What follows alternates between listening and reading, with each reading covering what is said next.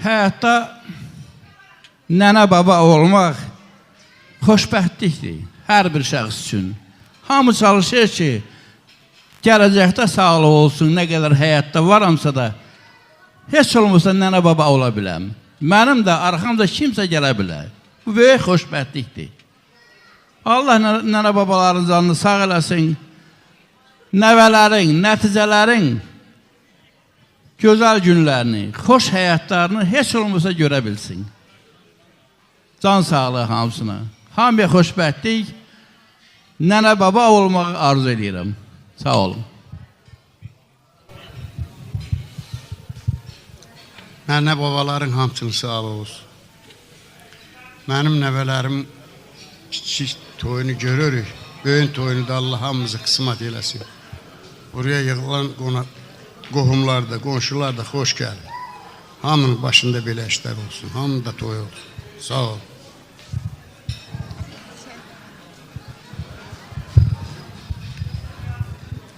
Axşamınız xeyir olsun. Bütün gələn qohumlara, qardaşlara, kərçirə, bütün hamısına xoş gəlibsən deyirəm.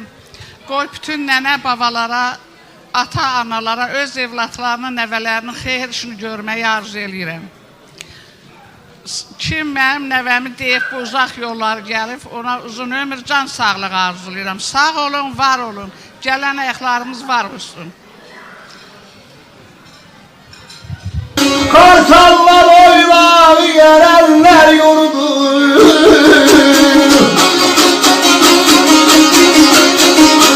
Tarihdə yanılmaz bir yuları. Yer ceylanım.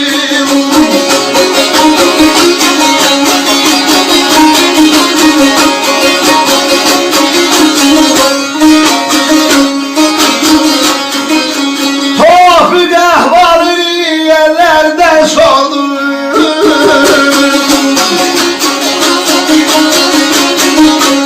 İnsanlığı edası kendileri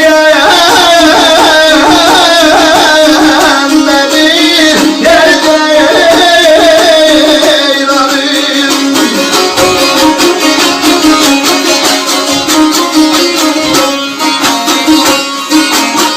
Kartallar oynadı, erenler yurdu. Tarihte alınmaz bir yuva kurdu. Tohuk ehvalını ellerden sordu. İnsanlık ebası, gel yeğenlerim.